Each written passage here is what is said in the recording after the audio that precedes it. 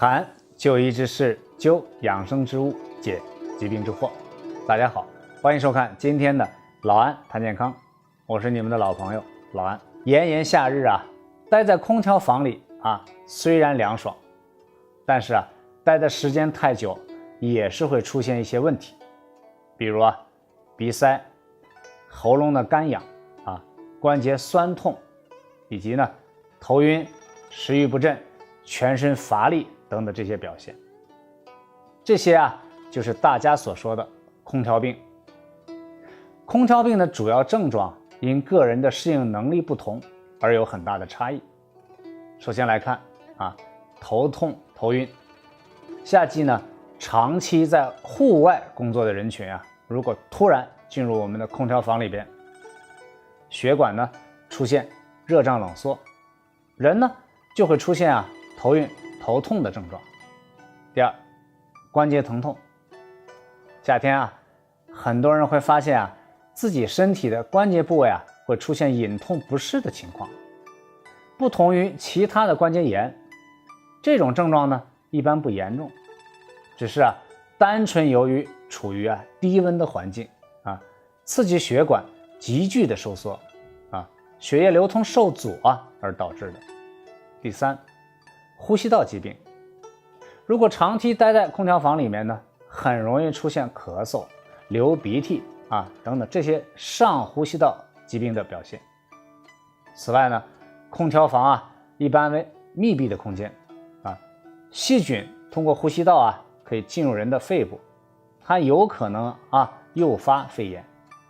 第四，腹部的疼痛以及腹泻。如果长期待在空调房里边容易导致脾胃受凉，减弱胃肠道的功能。再加上夏季喝冷饮让肠道内外受到冷的刺激，从而出现腹泻、腹部疼痛以及腹胀等等消化道的症状。第五，肌肤缺水。空调在工作的时候需要吸走空气中的水分，房间内的湿度不够人体中的水分自然就会蒸发的更多，所以就出现了肌肤缺水以及喉咙干痛等等这些表现。老安教你5招预防空调病。第一招空调的温度不要过低。空调温度过低很容易导致空调病。一般来说最适合人体的空调的温度一般在26摄氏度左右就可以了。第二，风要向上吹。夏天开空调的时候冷空气是向下沉的因此风最好向上吹，因为这样更利于循环和节能人靠近空调的时候最好面对空调而坐，因为冷风从后面吹着你的背部、腰部比迎面风对人体造成的损害会更大。第三注意开窗通风，空调定期清洗消毒。大多数人一开空调就是一整天，其实还是要注意适当的关闭空调，经常开窗换气，以保持室内空气的流通和清洁，避免长时间紧闭门窗滋生细菌。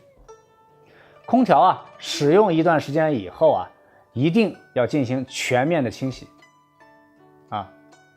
第四，饮姜茶。在空调房间时间过长很容易受寒，引发头痛、恶心、眩晕等等这些表现。红姜茶具有散寒发汗的作用，能够有效的预防与治疗空调病。